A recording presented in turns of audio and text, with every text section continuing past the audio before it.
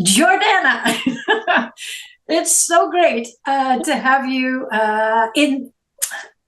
It's just so great. I'm just very excited to have you. Are my friend. You are a peer, and very excited for you to be here. I'm going to do your informal intro, after which you will do your formal one. Jiordana is a clinical nutritionist, hypnotherapist, TEDx speaker. Loved your preparations for that one, and an expert in eating behavior. She leads a vibrant practice focused on the connection between mental health, nutrition, and our relationship with food. Through her signature program, The Mindful Method, Jiordana works with women worldwide, and truly a worldwide membership and clientele that you have been supporting, to facilitate lasting changes in eating behaviors and reprogramming the nervous system to eliminate self-sabotage. She emphasizes the brain-body connection, believing that when the body holds onto weight, imbalances exist in both mental state and physiological systems. Jiordana helps clients restore mental and physical health through an integrated approach, combining food psychology, holistic nutrition, functional medicine, hypnotherapy, and behavioral psychology. Please welcome Jiordana Saade. Oh, Julia, thank you so much. That was a wonderful intro. I don't even think I have anything to add to that, but I just first off wanted to say it is an absolute honor for me to be here. I remember being an IHN student, and truly my becoming a student and graduating from IHN was actually the birthing ground of everything that I've built from that moment on. Like, it was the thing that gave me inspiration to do what I do right now. Without IHN, like, I would not be here. There's just no way. So I am so, so grateful for all of you guys and for everything you guys have done for me, and to be able to like speak to my peers. And I know that this is a mix of graduates, peers, current students, even people who are practicing and potentially faculty. So it's just an honor to be up here and to be able to share my method with you guys. So thank you. Thank you, Jiordana. All right. Oh, I disappeared for a moment. Thank you. Wait, I do want to say that everybody who's on, stay to the end, because don't you have something that you're giving away at the end?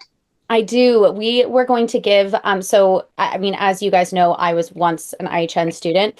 I learned so much, but one of the things that I left with that I was just very confused about, and this is a me thing, this isn't an everybody thing, but I had zero idea how to make what I've learned into an actual business. So now that we've been fairly profitable for so many years, when I have co-op students that come from IHN, I think one of the most valuable things that I can give back to them is to teach them really how to build a business from what you guys are learning in your specific niche, or help you guys come up with that. So we are offering a free business building coaching session with me personally. And then we are also offering a spot in the Mindful Method course program. So you guys can take advantage of understanding and learning the Mindful Method. And for everybody who's watching, whether you're like a faculty, a peer, a participant, we are also going to give a discount on all of our programs. So thank you for being here. Thank you, Gio. Floor is yours.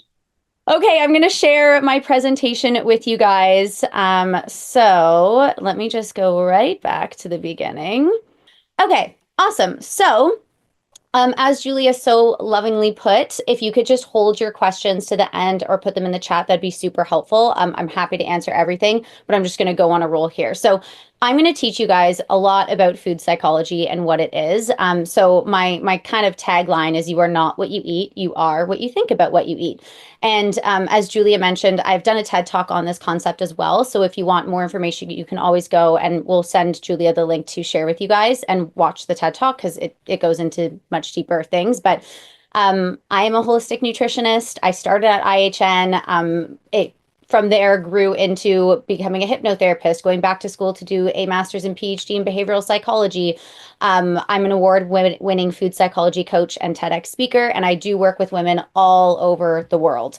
I'm very, very fortunate to be able to do that, because then I get to also explore some of my cultural psychology. As you know, my background is I'm half Middle Eastern and half Italian, and so I always joke that, these are two cultures where there's like a lot of hair and a lot of food. And this is also why I was interested in becoming a nutritionist, because so much of my cultural background was bred around food and pleasure and celebration. And so yeah, it's a part of what I do. But today, you're going to be learning about what is food psychology, the connection that the brain and the body have to eating. You're going to learn why you're not what you eat. You're also going to learn strategies to help your clients and yourself. So, if you're already practicing, being able to incorporate food psychology into your practice and how that's going to substantially increase your success rates, as well as using these tools for yourself. Because at the end of the day, we all have to eat. And so, our relationship to food might just be one of the most important relationships we ever have. So I always like to start with a little quote, but you cannot try to solve a problem of the mind with the same mind that created it.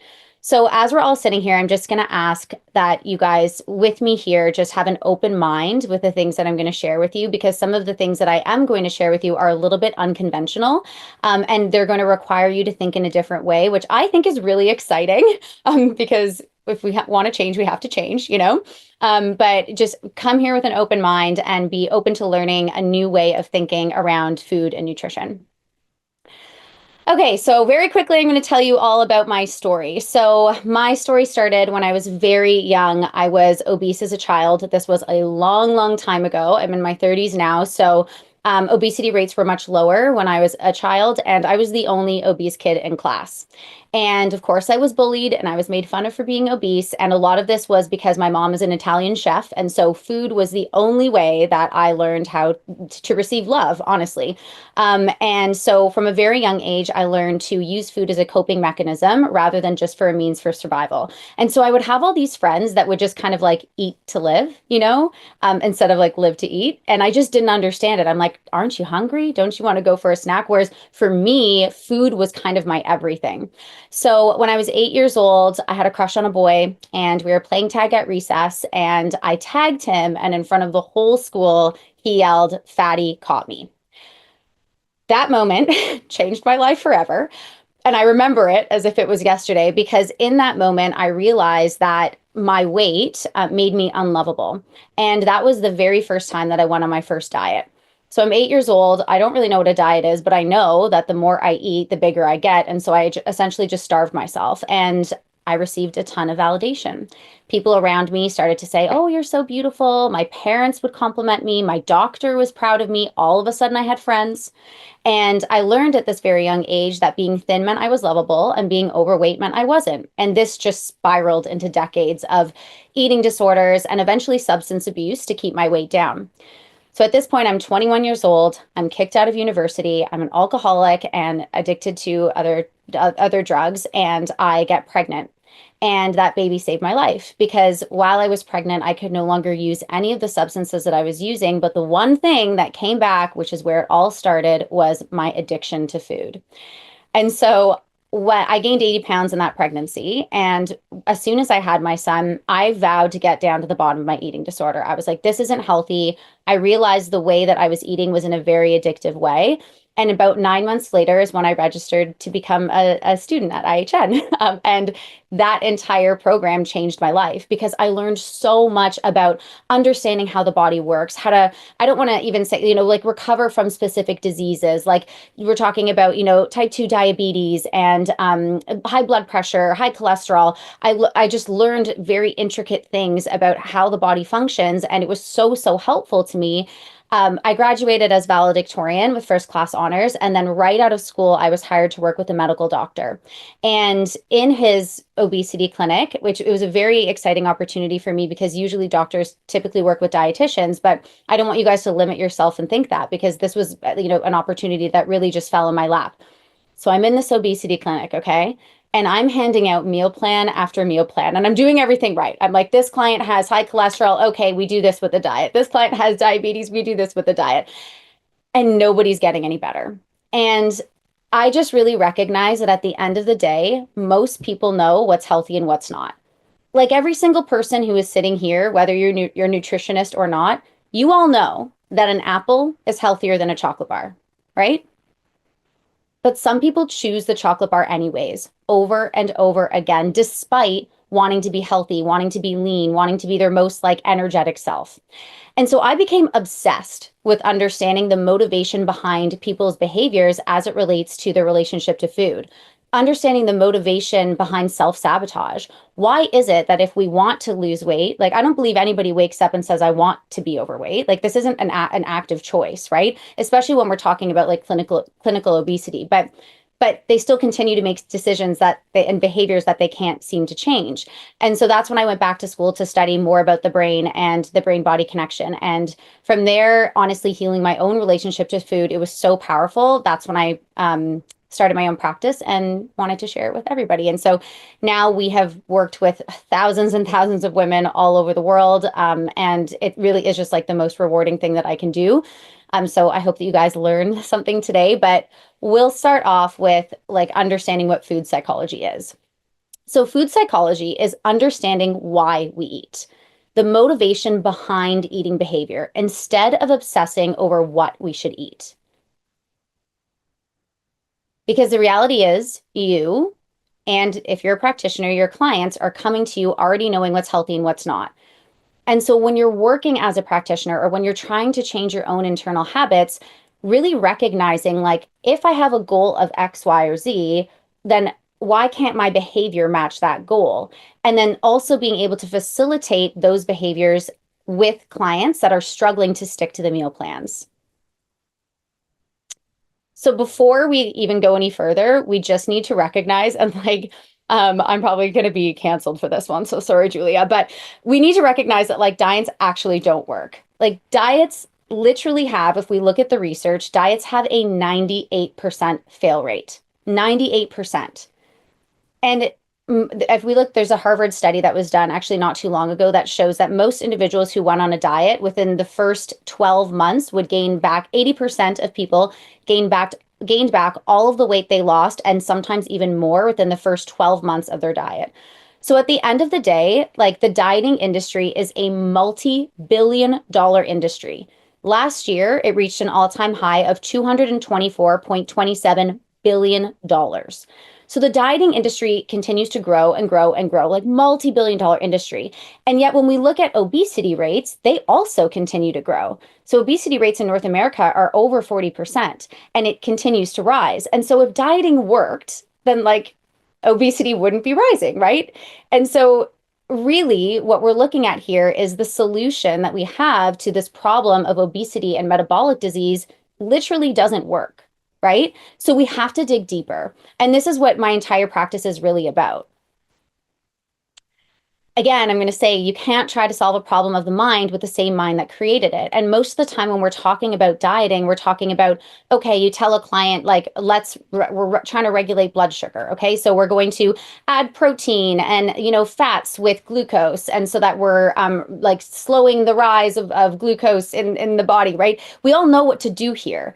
But how do we get a client to actually stick to that and maintain that diet and not just stick to it, but then not fall off the rails and regain all the weight afterwards? Like that's what food psychology really is. And so in order to understand this, we have to understand the mind and the nervous system. So for any of you guys watching who is a big nerd like me, you might already know this, but repetition is important and you'll thank me later. But when we look at the nervous system from a neuroscience perspective, there are basically 5 things that govern our experience. So the first thing is sensation. So when we're looking at the nervous system in general, the nervous system is not just the brain. Like most people think, oh, it's just the brain, right? No, the nervous system is the brain, the spinal cord, and the peripheral nerves that extend out and attach to things. Right? And so these nerves are attaching to every single cell, every single organ in our body. And so when we're looking at what governs our experience from a neuroscience perspective, the first thing that's going to happen is there's going to be a sensation. So our nerves are going to sense something. So it might sense like, oh, it's too cold outside. Or it might sense like, oh, I don't have enough stomach acid. Or it might sense that, we need to regulate body temperature or whatever it is. But the sensation happens first. Then from the sensation, the peripheral nerves send a message up to the brain, and the brain creates a perception. Okay, so let's take a hypothetical situation. Like, I mean, as you can see, I have tattoos, right? So, hate them or love them, whatever. But some people really don't like the feeling of getting a tattoo. Others might think it's okay. So the sensation would be the peripheral nerve feeling the sensation of the tattoo happening. That nerve's going to send a message up to the brain. The brain's going to create a perception. It's going to go, oh, ow, that hurts. Or it's going to go, that feels good.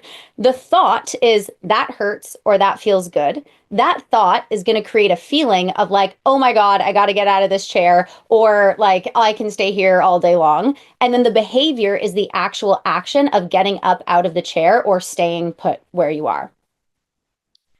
The reason why this is so important to understand is because what actually happens neurochemically with every single thought that we have. The key here is the chemical reactions all happen at the thought level. So if we go back and it's like, okay, we have a sensation, now we create a perception, then we create a thought. That thought is going to send chemical messengers to the body to create a behavior or an action. But this is all happening at the thought level. So what's happening when we have a thought is we have a thought like, ouch, that hurts, or ooh, that feels good. Or that thought might be like, I'm hungry, or the thought might be, I'm scared, or whatever it is, or I'm late for work. But that thought, which leads to emotions and behaviors, is going to promote the release of various chemicals and hormones into the blood. So we have a thought, it releases hormones and chemicals in the form of neurotransmitters into the blood. Those hormones and neurotransmitters bind to our cells and tell the cells and receptors how to behave. It's going to produce an action based on your thought. So this is really profound, right? Because it's like, then we need to understand, what are your thoughts telling your body to do? So if you're sitting there and you are a student or a graduate or a peer, and you know all the fun stuff about holistic nutrition, you're like, all right, I know we take berberine for high blood sugar. I know we do this or that. There's like, I use functional medicine in my practice all the time. This is not to negate that at all.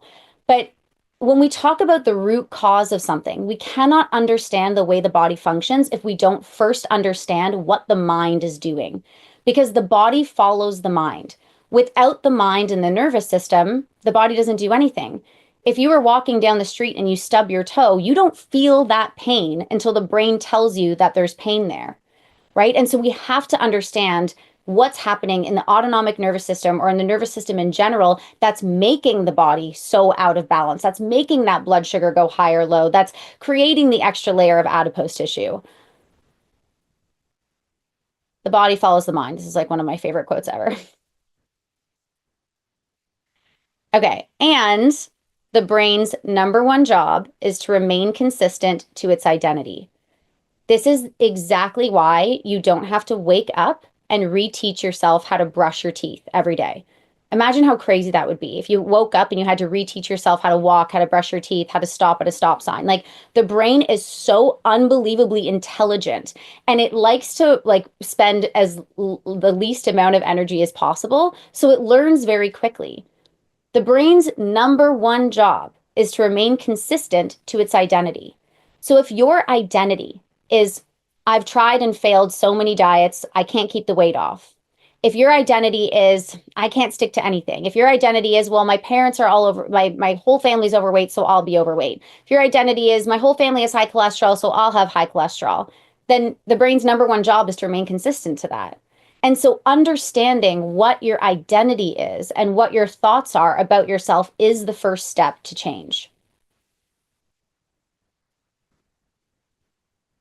Okay. I have something called the conflict contract in my practice. And it's one of my favorite things because I see it happen all the time. But when we're talking about being able to facilitate behavior changes, one of the cycles that I see clients go through, and I went through, and and if you're sitting there and you're not a practitioner, but you're here just like for your own learning, because this is something you want to learn about and be able to apply to your own life, whether you're doing this with food or exercise or like doing your homework, it's all the same. But if we tell ourselves, like, I'm not going to eat sugar ever again, or starting on Monday, I'm cutting all sugar out of my diet. And then on Tuesday, you have a donut, right? What you teach your brain is, I can't rely on myself. I have no willpower. I'm a failure. And then your identity becomes like, oh, I can't control myself around donuts. I can't control myself around chocolate. And your brain's number one job is to remain consistent to that identity, right? So the conflict contract is if you're going to set a goal for yourself, if the goal is going to be like, I'm going to stop eating at 7 p.m., you have to maintain that goal, or else you teach yourself that you're unreliable. And once you become unreliable, if you can't rely on yourself, who can you rely on? And so when we're talking about facilitating behavioral changes, the most important thing is to be able to develop a reliability with yourself. And so for practitioners, we'll come back to this in a moment, or even if you're just applying this to your own life and how to use this in your practice, but it's very simple to build your individual's reliability with themselves up so that they're able to believe that they can stick to a low carb diet or, go to the gym every day or whatever it is. And through this, we look at the cognitive behavioral therapy model. So as soon as we have a thought about something, that creates a feeling, and the feeling leads to a behavior, which that behavior then creates a thought. And so a common one that I see, and I know I personally experienced all the time, is imagine you're starting on this new health regime, you feel really good about yourself, and then you catch a glimpse of yourself in the mirror, and you're like, oh God, I'm so whatever. I'm overweight still. My tummy's sticking out, whatever awful things you like to tell yourself.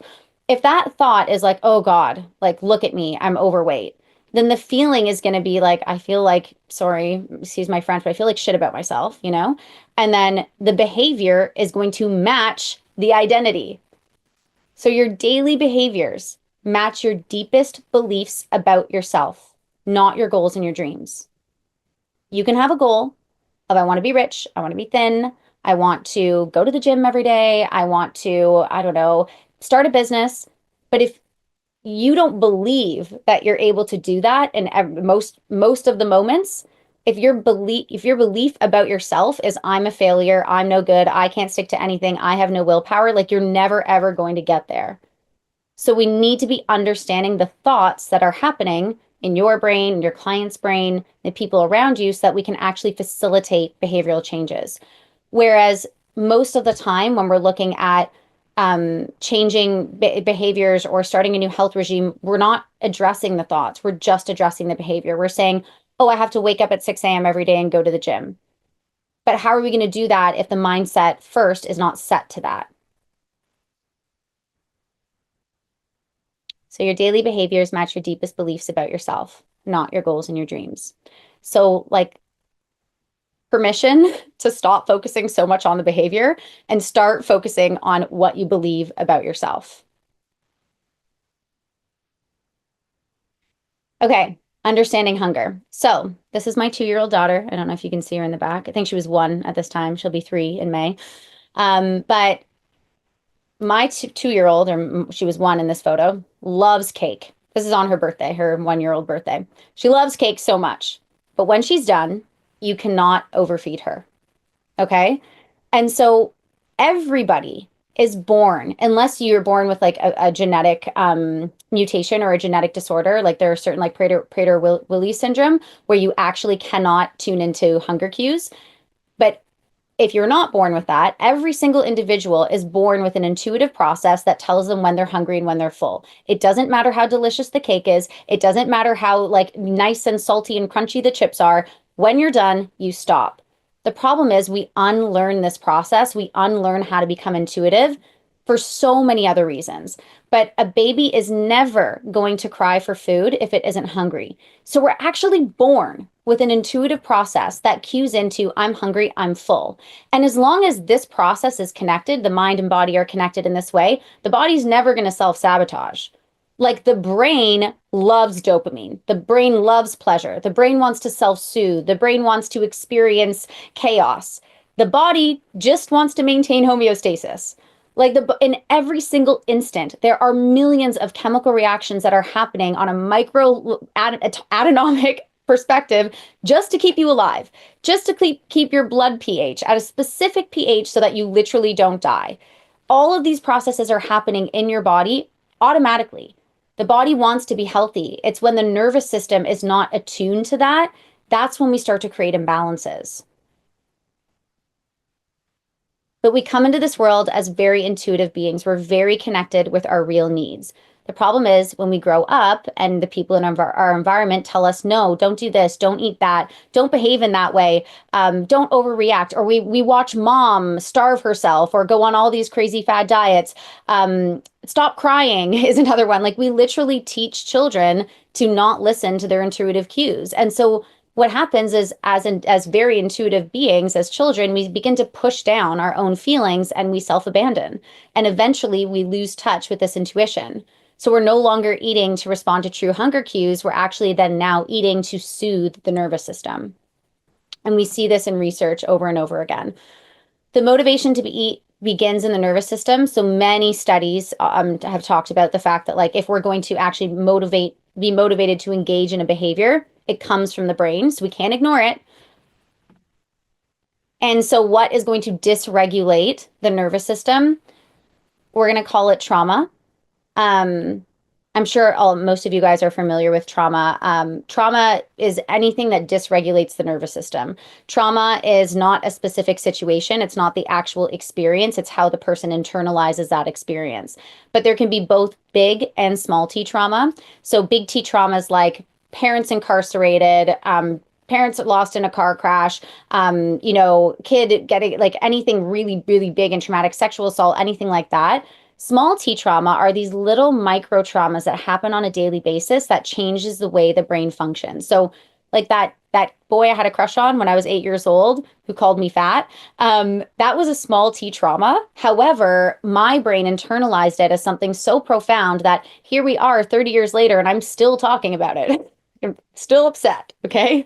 And so again, just to emphasize, like trauma, it doesn't matter what the trauma is. What matters is, was the brain able to neutralize and emotionally regulate around it? And unfortunately, most of us are not taught this as children because our parents weren't really taught this either. And this isn't to point blame at anybody. This is really fun because then it becomes like our goal as human beings to be able to learn how to regulate our emotions around things that happen to us. So small T trauma examples can be things like bullying, where we're going to learn like we're not lovable, essentially, or we're like different from the pack. Criticism. So both my parents are highly, highly critical people. I'm so grateful for that because they pushed me to become valedictorian and get A's and everything. But at the same time, there's a lot of if I'm not perfect, then I'm not good enough, or shame. Like I do this with my kids all the time. So this isn't to blame parents. Like I think it was Dr. Gabor Mate who said, if you're a parent and you're worried about fucking up your kids, like you will. Again, sorry, Julia. Sorry for my French. But shame is you're too old to behave this way. So when my 9-year-old won't get off the games and he pees his pants and I'm like, oh my God, you're too old to behave this way. Like that shame is changing the way the brain functions because it's traumatic for the child. Okay. But at the end of the day, no matter what happens, is the brain develops this belief of there is something wrong with me. And this is a really powerful narrative to have because at the end of the day, like we are all very primitive beings. Like we're still very primitive, Our brains are most of it that's activated is like an animal brain. And imagine if you are like you're an animal in a pack, right? If you think there's something wrong with you, you are with like what's going to happen to you? You're going to get eaten, you're going to get left behind, you're going to die. And so no matter what the trauma is, even if it's that boy calling me fat at age 8, consciously my 8-year-old self was like, oh my God, this is the most embarrassing thing in the whole world. I want to go home and never leave my house.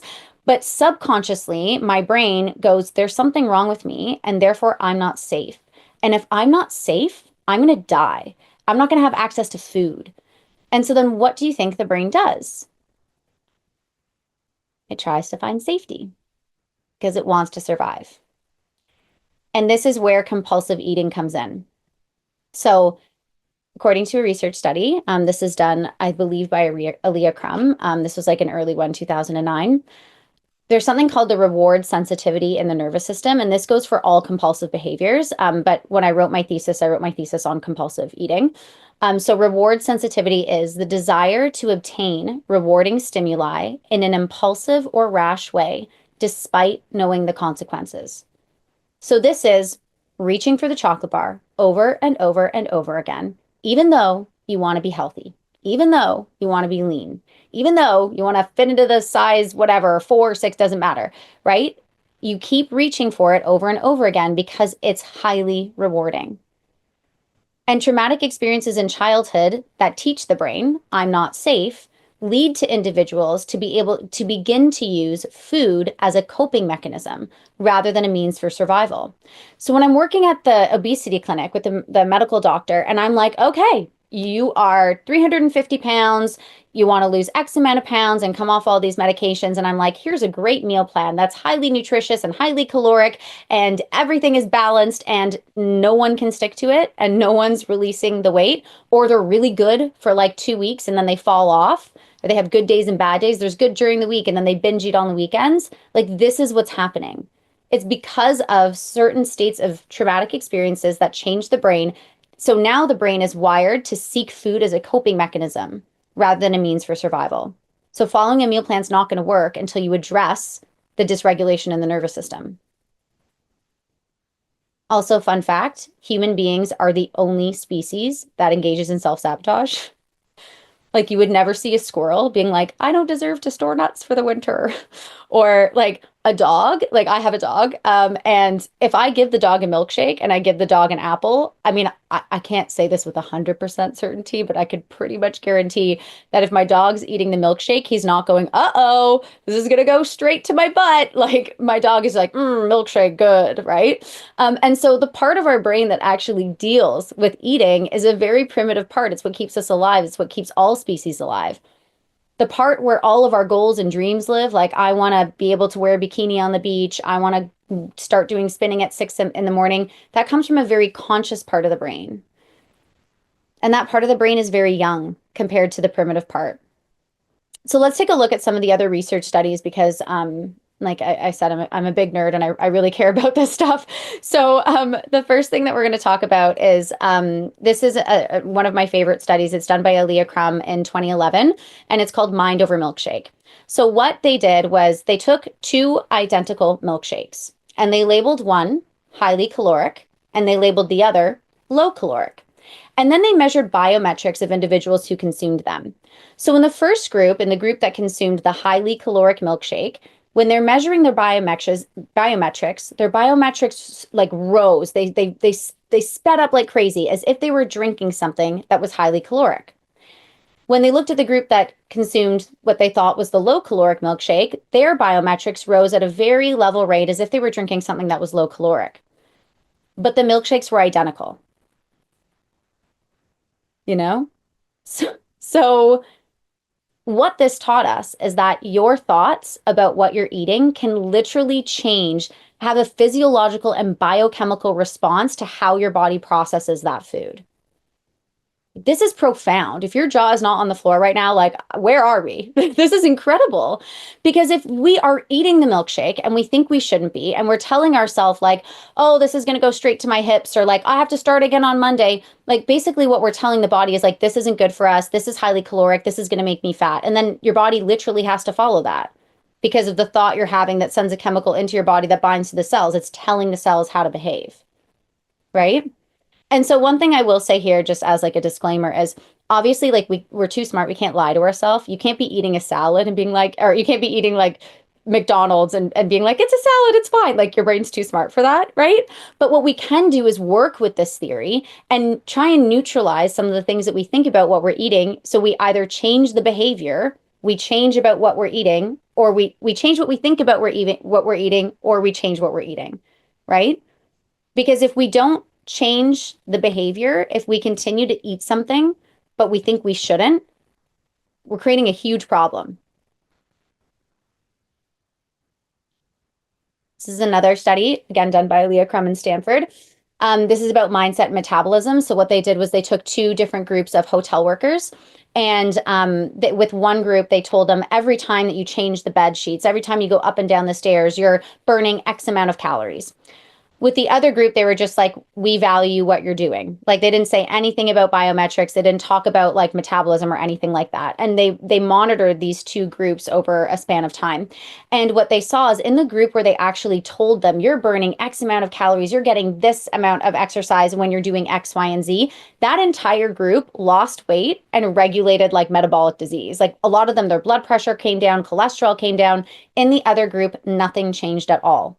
The behaviors of the two groups were the exact same as they were before the study. They still had to change the sheets. They still had to go up and down the stairs, right? The only thing that changed was now their mindset was, when I do this, I'm burning X amount of calories. So what I'm trying to paint the picture here, hopefully I'm doing it in an articulate way, but what I'm trying to show you guys here is that your thoughts are really powerful and the body follows the mind. And so we can use this to our advantage either personally in your own life or with your clients. The last thing I'll talk about is restricting and part of why diets don't work. Now, listen, I'm a nutritionist first and foremost. Like, I am not going to sit here and tell you that you're like, it's okay to eat McDonald's every day for the rest of your life, because it's just not. And I actually don't believe that anybody who is really tapped into their body, I don't think that they would even want to do that. The problem is we're so disconnected from what our body really needs that we begin eating as a self-soothing mechanism. And that's why it's hard to like tap in. But what we do know is that restriction in general with food does not work. And why this is because the part of the brain that deals with eating is a very primitive part of the brain, right? And so that part of the brain is the animal brain, just like the dog in the milkshake. So if the conscious part of our brain, the part of our brain that makes us human, the part of our brain that says, I like the color pink instead of blue, and I like to play soccer versus dance, like the part of our brain that has all of our goals and our dreams. If that part of the brain goes, I want to be thin, so I'm going to restrict all sugar. The primitive part of the brain, just like the dog, cannot tell the difference between the milkshake and the apple, right? The primitive part of the brain goes, oh my God, this person's going to starve me. I'm not going to have access to food. And it begins to upregulate cravings. And the primitive part of the brain is like over 500 million years old. And the conscious part of the brain is only like 300,000 years old. So like, it's not going to win in a war of like, of who wants what. As soon as we feel that restriction, the tendency for human beings is to overconsume. And it's because of that restriction. And even if we look, like I'm not overly religious, but if we look at like one of the oldest texts in that we know, the Bible, right? If we think about Adam and Eve and the apple, like human beings are naturally rebellious. You say no, we go yes, right? So restriction does not work. So we have to find another solution. Food is a basic need. We cannot restrict it. When we restrict, the primitive brain thinks it's in danger and it's going to upregulate hunger, which is going to bypass consciousness. And how much time do we have? Okay, I don't have too much more time. But if we were going to look at this from like an actual neuroscience perspective, we have this part of the brain, it's called the amygdala. And the amygdala governs our stress response. And so when we feel stressed, the amygdala fires. It's like, okay, running away from danger. When the amygdala fires, the prefrontal cortex, which is where impulse control, executive functioning all lives, it shuts down so we can run away from danger. And so no matter how much you want to have willpower, when you're in a state of stress, which like who isn't in stress these days, you know, like be the first one to say I'm stressed all the time, willpower is not going to work because the brain is wired for survival, not success. Okay, so let's get into some practical strategies. So this can honestly be for you if you're just sitting here wanting to learn about food psychology to apply to your own life. If you want to be able to put this into your practice to like use with your clients so that they can be more successful, you can be more successful. It can be used for both, but practical strategies that I think are super, super important are one, being able to distinguish between true hunger and a craving. I have a really easy way to do this. And so I call this the broccoli test. So I can't tell you how many times I've walked into my kitchen, especially when I was very disconnected from my true hunger cues. And I would open the cupboards and be like, not that. Or go and open the fridge, not that. Like true hunger is not a question. It's not, oh, I want something salty. I want something sweet. It's like, I'll literally eat anything, you know? And so just to be able to see if it's true hunger or a craving, to be able to make that distinction, you can just ask yourself, like, would I eat raw broccoli right now? And if the answer is no, we can at least acknowledge I'm having a craving. Now, there's nothing wrong with having a craving for chocolate and eating it. Like, I love dark chocolate. I think I have a piece of dark chocolate at least every single day, you know, but I'm not going to sit there and say like, oh, I'm so, so hungry and then eat the chocolate, because you're telling your body a conflicting message. You're actually not that hungry. You're just having a craving, and you can act on that craving or not. That's your choice, right? But let's not pretend it's hunger. Okay. That's number one. Two, you got to break up with restriction. Got to break up with dieting. Following somebody else's meal plans, calorie counting, all of that stuff is temporary and it does not work long term. We can have boundaries with food. We can like add healthier foods into our diet for sure. But as soon as we have that element of restriction of I can't, the nervous system is going to go, yes, I can, and I will. The third is meet yourself with compassion. You cannot hate your way to a body that you love. Speaking negatively about yourself is only going to tell you that you are not good enough, that you're a failure, that you don't have any willpower, and your daily behaviors match your deepest beliefs about yourself. So if you want to change your behavior, you have to change the way that you talk to yourself. And the fourth is to use your brain. Your thoughts are powerful and the body follows the mind. And so if you are going to eat the donut, and I encourage it, go ahead, have the donut. At least don't have the donut and tell yourself you shouldn't be having it. You can say, I'm so grateful that I have this opportunity to have a bite of this, a bite of that, to be able to try all foods that I love, right? You have to change the behavior or change the belief, or it's never going to work. If you're listening to this and you are a practitioner or you're a student or you are a part of the faculty and you want to be able to implement some like components of food psychology into your practice, we have a teacher training program where we offer a food psychology certification. I'll talk about that at the very end or very soon. But if you just want to start incorporating little things, the first thing I would say is it's really important to increase your client's self-confidence. So when we're looking at self-confidence, actually, like the definition of confidence is literally your reputation with yourself. Confidence is not, I like the way I look. I like the way I feel good about myself. Like confidence is your reputation with yourself. So if we go back to the conflict contract and your reputation with yourself is, I make promises to myself and I can't keep them, we got no confidence, right? So if you're working with a client or you're working with yourself, my biggest like takeaway from this, or my biggest thing that I can give you, is to tell you guys to start small. Make and keep small daily promises to yourself. If you're not exercising at all, don't promise yourself you're going to wake up at 6 a.m. every day and go to the gym. Like that's way too far away from what you're doing. It'll last a week tops, right? But if you're somebody who goes to like Tim Hortons, it's a coffee shop here in Canada, if you're not in Canada watching this, but like if you are somebody who goes to get a coffee and you get 2 creams, 2 sugars, like, can we just start with 1 cream, 1 sugar rather than cutting the coffee altogether? Make and keep small daily promises to yourself so that you can build up your own reputation with yourself. Coaching is what I would also implement as a practitioner. So again, this is making small goals. This is mindset coaching. This is neutralizing food behaviors. So if somebody's like eating a whole bunch of food and they're like, oh my God, I've ruined my diet. Like that's when a coach would come in and help them neutralize their mindset around that, because the truth is it's already done. So you can't do anything about it. You know, may as well move forward. And then being able to teach them how to distinguish between true hunger and a craving. Using hypnosis. So obviously, if you're not a hypnotherapist, this is not something that you can do. But this is why I became a hypnotherapist, so I could work on reprogramming that subconscious mind. If I had more time with you guys today, I would go into why that's important. But if you're not a hypnotherapist, we have a very low ticket program where it's just our hypnotherapy library, and it's like a monthly membership. You guys can have access to that. But you can also do things like meditation with them, just get them out of the fight or flight, like have them do daily affirmations, increasing their belief of change for themselves. This is all about changing their subconscious thoughts about themselves so that they believe that they can. And then daily repetition. Like I think you've heard me say at least once in this webinar, I'm going to repeat myself, but you're welcome, because the brain loves repetition. That's how it learns. The brain is just a big muscle. It's actually like not very emotional at all. It just, if every single day you stop eating because you finish your plate, then your cue to stop eating is going to be when you finish your plate, not when you're actually full.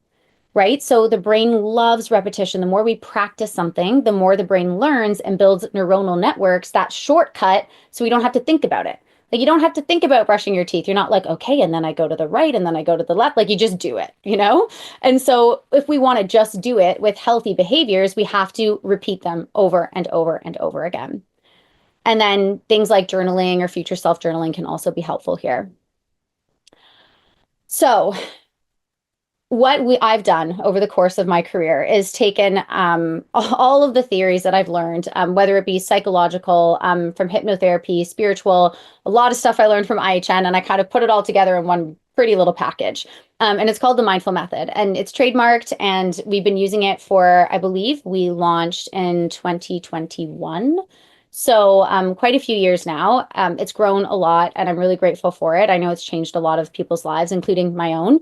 And Rachel's on the call. She was a student at IHN, then she was my co-op student, and I hired her, and now she's like my right hand, my everything. So hopefully Rachel could say the same about herself. But it totally changed my life. So I'm going to tell you exactly what the Mindful Method is, and then we'll go into questions. Sorry, Julie, I'm going to be really quick. So the first part of the Mindful Method, this is our proprietary system, is we need to reset. So we need to reset the autonomic nervous system to establish true hunger cues, because somewhere along the way, you're born with them. Somewhere along the way, we unlearn them. Okay, so now we got to reset them. And once those are reset, then we can begin to rewire. So we can rewire our psychology around using food as a coping mechanism, using it for an emotional need, and then also we get to rewire the way that the body stores fat or burns it. Because I have clients who barely eat anything and their body holds on to everything. Well, your brain is not wired to burn that fat, it's wired to store it. So I have to understand why, right? And then the last part is rebalance. And especially if you are a student or a current practitioner or a graduate of IHN, you guys are all going to be just as good as I am at rebalancing the body. But this is where the functional medicine comes in. This is where, like, okay, if we have high blood sugar, are we giving them berberine? If we have high cholesterol, are we giving them arlopoic acid or ALA? Or what are we actually doing from a functional medicine perspective to balance the body so that we can speed up results? So I just want to say, first of all, if you're sitting there and you feel stuck, it's not your fault. Okay. I was there too. But it is your responsibility to change, because nobody's going to come and save you. And now that you know that weight loss begins in the brain and that your mind takes shape of what you frequently hold in thought. So these are just like, I'm going to skip right through these. These are just clients, graduates that we've had. This is the Mindful Method program. Like I said, we're going to offer a 30% discount off of all of our programs. If you are not a practitioner or a graduate and you are just here to learn for yourself, the Mindful Method course or coaching program is right for you. If you are a practitioner, a student, or a graduate, the best thing to do would be you can add the membership. This is like our whole library of hypnosis to your current practice. We offer like affiliates and stuff like that as well, or you can just give it a 30% discount. We have the Mindful Detox, or we do the teacher training. So this is where you actually become a certified food psychology coach. You can work within the Mindful Method program. And then if teacher training is something that you're interested in, Rachel, if you're putting links in the chat, oh no, you aren't. We'll give Julia the link to book a call, because I would just want to meet you first and just make sure that it's right for you. So thank you so much. Do you guys have any questions? Hey, thank you. That was fantastic. Very good. Can you hear me? Yes. I don't know your word count through that entire 50 minutes, but the good thing is you actually only swore twice, and I'm impressed. I was thinking she's going to go full Jiordana, and you didn't do it. I appreciate that. Good for you. Thank you. Thank you. Now, there's a whole bunch of questions coming in. So, wait, I'm going to put on my little lights. So a whole bunch of questions coming in. Everybody's saying thank you. You can see that. Mm-hmm. Now, should we do Jiordana questions first and then the giveaway? Because we have about 10, 15 minutes of questions. Is that okay? Yeah. Let's do questions. I have a question about I have a question before we get into these. I want to get mine answered. The difference between a biochemistry of addiction, given that you had substance abuse addictions, versus emotional or binge eating. How do you address, as a practitioner or a hypnotherapist, the biochemistry? Okay. I love this question so much because the whole first part of my thesis was having to prove and evaluate that overconsumption of food is the exact same thing as overconsumption of any other substance. So like there's so much literature on this. So if what you're asking me is to distinguish between when is it food addiction and when is it emotional eating, I would say the only difference is the like willpower of the individual who's in it. But from a biochemical perspective, it's the exact same. What's happening is the brain is seeking external validation to receive pleasure, dopamine, whatever. And as we know, like, so for example, we need dopamine to do everything. Get out of bed, we need dopamine. Dopamine is the molecule of more. It's a molecule of movement. So when we think about these things that are so pleasurable, like think about your favorite croissant, think about your favorite chocolate bar. When we take a bite of that, nobody goes like, I'm good after one bite. Like you take a bite of it, it's so good. You go, I want more. I want more. I want more. That's dopamine. We're following dopamine. We're not following hunger, right? If we're taking a bite of a croissant, like there's so much butter in there, like you're probably full for a little while, but like you're not going to feel that because you're following dopamine, not true hunger cues. So from a biochemical perspective, the act or motivation to engage in any behavior from an overconsumption perspective that is not related to true hunger or full signals is technically an addiction. However, I don't love using the word addiction because I think it's really identifying. And I feel like I'm sorry if I get canceled for this again, but I'm not somebody who is like, hi, I'm Jiordana, I'm an alcoholic. Like, I think if you identify with something so deeply like that, you are always going to be that way. And the difference between food and all of the other substances is you can be abstinent from alcohol, cocaine, whatever, but you cannot be abstinent from food. And as we know, if we try and restrict food so supremely, the brain doesn't care if it's sugar or an apple. Like the brain is going to go, I'm in restriction. I want to increase cravings. I need access to it or I'm going to die.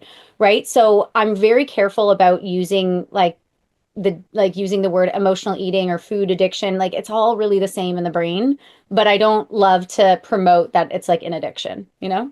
Yeah, no, it's very interesting. You're familiar, thank you, with Dr. Susan Pierce Thompson?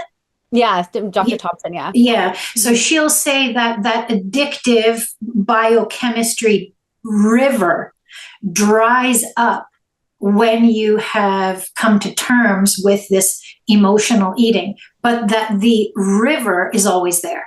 Yeah. The dried up river is there, and you can turn it on if there's a challenge, right? Yeah. I'm going to go to questions just right now. Yeah. Give me 2 secondos. Let me just go back. That was so inspiring. Thank you. Truly needed this webinar. Thank you. What books would you recommend based on what we've discussed is one thing. Fantastic presentation. You can't deal with physical self without acknowledging the emotional. Thank you. Okay. So the books. And then the other question is, how do you discuss eliminating trigger foods, sensitivities, or allergies, for example, around your non-elimination vocabulary? That is a good question. That's a good question. That is a very good question. So books, and then how do you deal with all of those other, essentially biochemistry again, and restrict? Totally. Okay. So books, I like some of my favorite books are The Brain That Changes Itself, The Molecule of More is a good one. If you even, and this is kind of a strange one to recommend, but I've read a lot of books about money and manifesting money that actually really help to change my relationship to my body. And because at the end of the day, it all comes down to what you think and feel about yourself. And if you can change that, you can change your body. So a happy pocket full of money, like totally healed my relationship to food. Very strange, but like it did. As far as like the actual like food psychology method, there are no books that really do what we do, and like stay tuned because we definitely will be writing one, but that's why we've trademarked it, right? Because it's not like it's not cognitive behavioral therapy for eating. Like there's so many different components and theories, and depending on how spiritual you are, like, so, I mastered the psychology stuff, I mastered neuroscience, and then it's like, well, now how do I go deeper? What about the people that, like, on a soul level have like a soul wound of rejection or abandonment? Like, behavioral psychology is not going to touch that, right? So there's so many things that we add into this program specifically that like works like on a bio-individualistic basis. So as far as books, it's hard, but hopefully those help. Now, let me pull up that question because it's so good and I get it all the time. It was Lynn Swanson. How do you discuss eliminating trigger foods, sensitivities, or allergies, for example, around non-elimination vocabulary? Okay. So as you noticed, in the Mindful Clinic, we offer the Mindful Detox. Now, this detox is a candida and parasite detox. If you guys are students at IHN, and just as I was like, no sugar, no bananas, no whatever. The way that I practice in this, and this is really very specific. Like I said, I have friends who never had an issue with food, never had an issue with weight. If they have parasites, like, you can put them on a low carb diet and it's not going to like trigger their nervous system. But for anybody who has been overweight in the past or has an unhealthy or dysregulated relationship to food, that restriction is only going to be temporary and it's going to lead to the overconsumption. So I went on a candida diet for 4 months. I lost a whole bunch of weight. This is when I was in school, but like I'm pretty sure my teachers were like genuinely worried about me. I was very, very, very thin and very unwell and unnourished. And this isn't because I learned incorrect information. It's because I took it to a level that I didn't need to. However, the repercussion of that was regaining all of that weight and more. So in my practice, the way that I work is not ever restriction. It's we create boundaries around it. So it's like, okay, if you're on a candida diet and you eat McDonald's every single day, maybe we just choose a different breakfast and we still have McDonald's for lunch and dinner for a while. And then once we get good at that behavior, we change lunch. And then so we got to work. It's so bio-individualistic. You have to work with the person.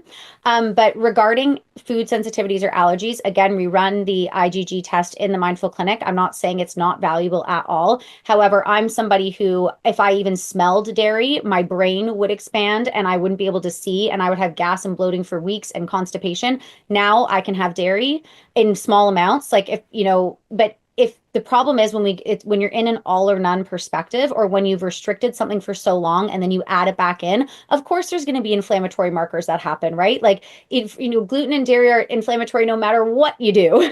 And so it's then, how do we send the signal to the body that like it's safe and it's just temporary, and we're not going from never having dairy to eating a whole tub of ice cream. Like, that's when you're really going to see the negative repercussions. But if somebody is dairy intolerant, like if it's a anaphylactic shock thing, like, please, of course, omit it altogether. But if we're talking about intolerances here, like, a little bit of dairy is not going to kill you, and it's actually going to teach the body how to digest it if you do it the right way. But it's like, like homeopathic medicine. It's like a little dose of this, a little dose of that. Like, that's how we have to work energetically with the body. Interesting. What you're saying reminds me of the work that that the biofeedback unit, BIE, like exactly. BIE or Vega machine, or what Sophia Pistrilla has, or Jennifer Papa has, as to reteach the body that it's not an assault, whatever. So Lynn, you're working quantumly, so you probably have machines like that out in Halifax. Okay, Sharon, can your program work in conjunction with a person who has been diagnosed with OCD and receiving therapy and medication for this? We have a lot of people that have OCD. Unfortunately, OCD is one of the precursors to eating disorders. Like, it's very, very, very, very common. And just because I'm talking about overeating disorders, the majority of my clients have had all types of eating disorders, whether it's anorexia, bulimia. My program specifically only does work if there's overconsumption of food. But OCD is comorbid, anxiety is comorbid, depression is comorbid. We deal with all of the medications as well, without outing anybody. But I know Rachel has a history of this, and sorry, Rach, if that was not appropriate. But and Rachel's really Rachel's now not on any medication, and she has a very healthy relationship to food, and she's like the leanest she's ever been. And so it's like, nothing is a life sentence, and all mental health disorders, from my belief and my perspective, is the nervous system not knowing how to regulate around trauma. So once we understand what that trauma is, it's not that you need to come off the medication at all. Please follow your doctor's diagnosis, like, for sure.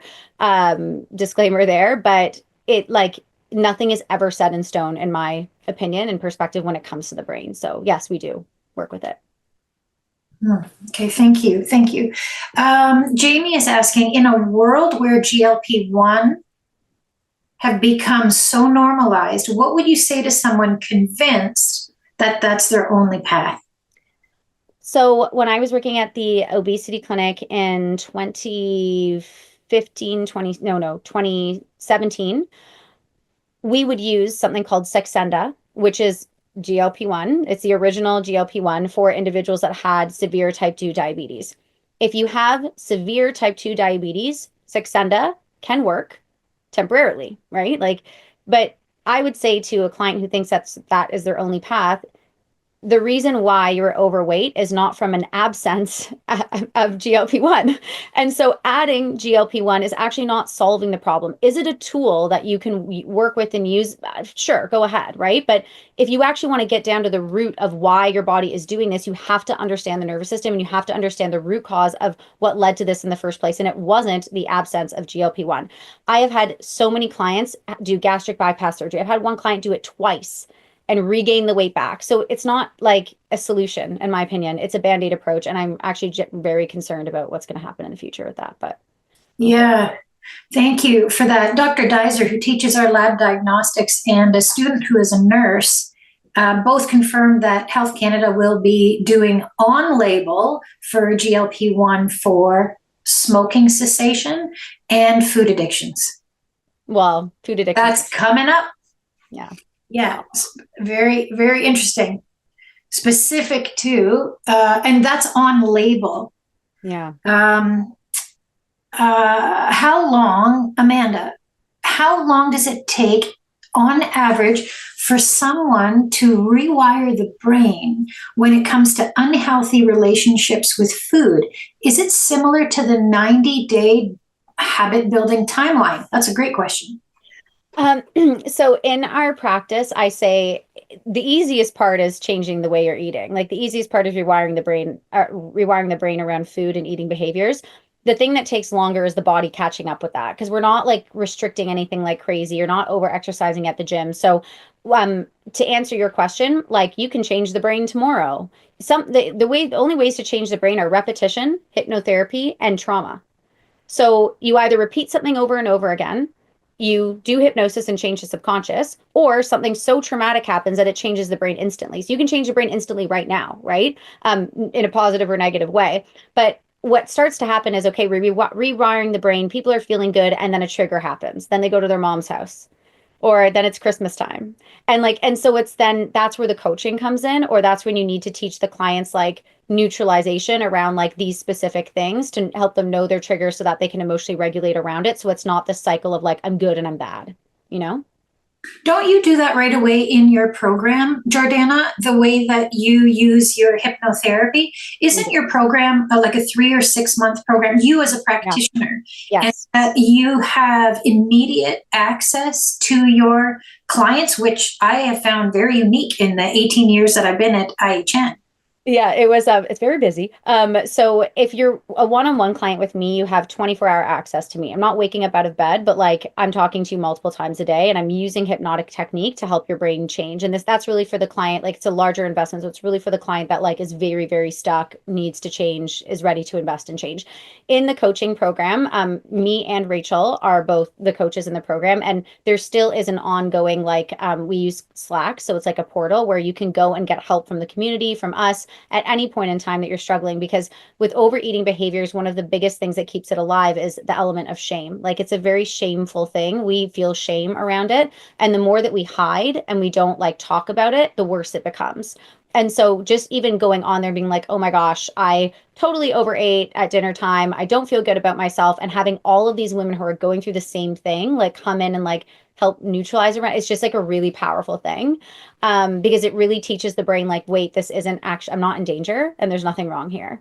And then therefore the body's going to be like, oh, we don't have to store anything because we're not in danger and we're not going to be stranded on an island. And so it helps in so many ways. But yeah, we do have direct access all the time. And it's a 6-month program.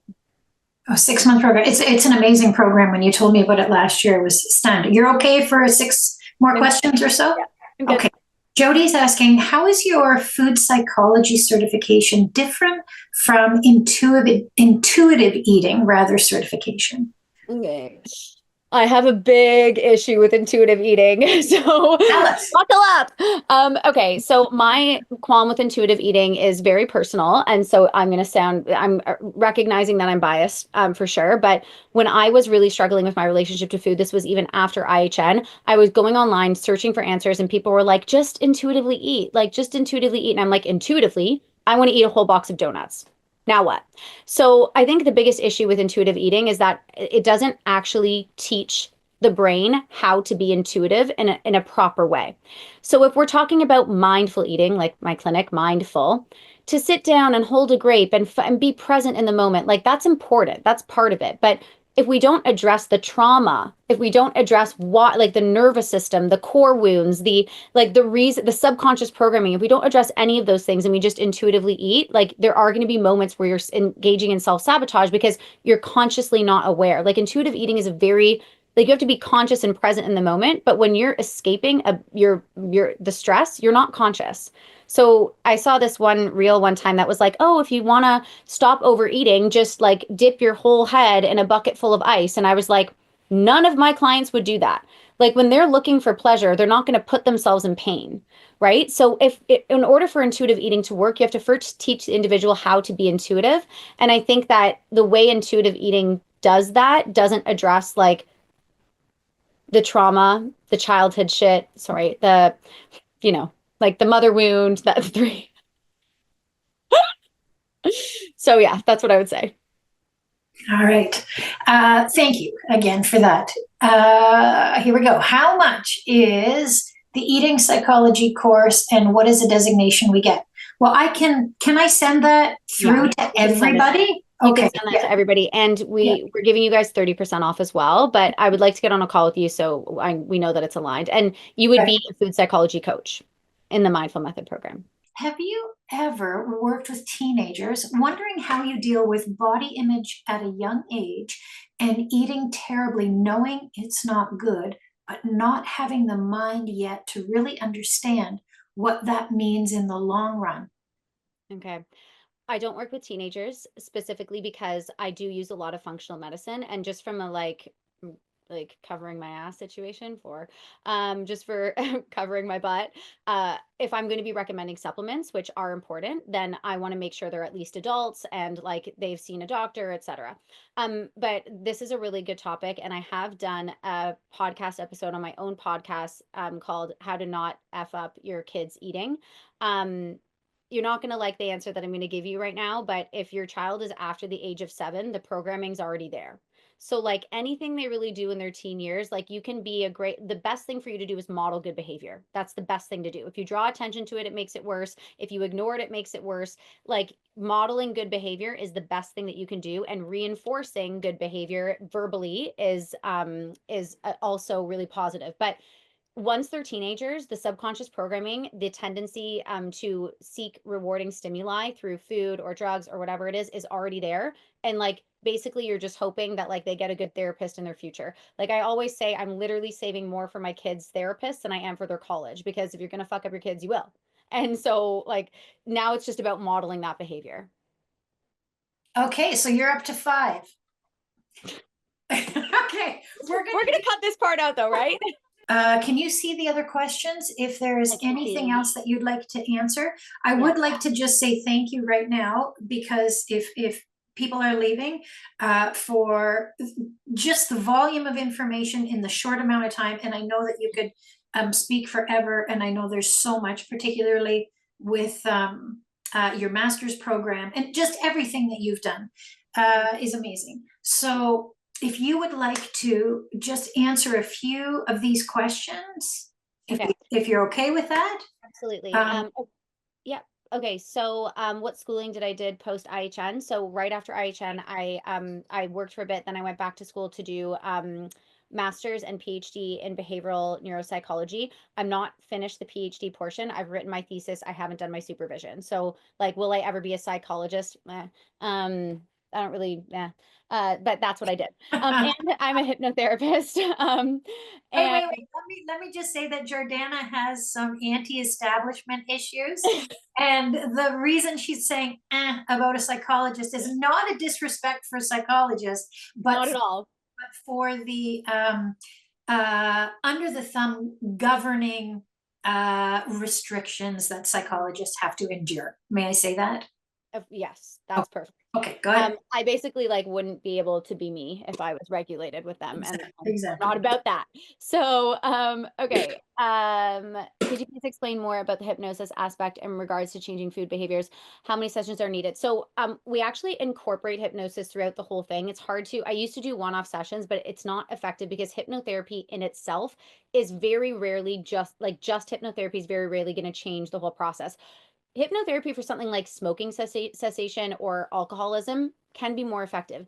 Eating is so different because it's so primitive and we have to eat to survive. And it's so closely related to our relationship to our mother, the mother wound, feminine and masculine imbalance. Like there's just so many components going on here. So we recommend hypnosis within the program. I've done a podcast episode on how hypnosis works. Rachel, can you please link up the podcast episodes that I mentioned in this call in the thing for Julia, so you can go and listen to it there just for timing. But yeah, that's what I would say about hypnosis. Super helpful, not a magic pill. What would co-op with you look like? You can talk to Rachel. She was a co-op student of mine. Adita was also on this call. She was a co-op student of mine, but she was part-time. She was doing also another co-op. So we love co-op students. You guys are very helpful for us, and we love to teach you guys too. Would hypnosis work on someone who doesn't believe in hypnosis? No, unless you were putting them to sleep and doing it, but that's like really not moral, so don't do that. But there has to be like an openness to receive, or else the brain's not going to change. Any recommendation for obtaining functional medicine certificate? It's kind of all the same. In my opinion, like IHN is really truly depending on what you need. IHN is going to give you everything that you need from a functional medicine perspective. Like that's where I learned the meat of it. Anything else that I learned after that was like, okay, I'm a member of the Dutch community with Dutch tests, so I do hormonal certificate. Like it's like little things here and there, but IHN's like really got you covered. I think that answers everything. Oh, what are the lifestyle recommendations you recommend for people to change their relationship with self other than therapy? Yeah, therapy can be super effective, but I find that for behavioral change, it's very effective to be able to like talk about things that are perhaps in your past, but when we're talking about behavioral change and behavioral psychology in general is actually very non-emotional. And so I like to incorporate like therapeutic techniques where we're getting into the itty-gritty of the inner child healing and the emotions, but also like making food and behaviors non-emotional is really powerful because then if we don't have an emotion tied to it, it's much easier for us to change it, right? And so like not therapy would be like behavioral, like classical conditioning, operant conditioning. Hypnosis is really good. Even things like future self journaling, listening to affirmations, like these are all different types of therapy, EMDR therapy. Uh, Medic, yeah, I use psychedelics, so that's really you helpful. do. You're using psilocybin? Yeah, that's we do a lot of psychedelic like retreats and stuff, and that's really effective. That's what like I used in my thesis.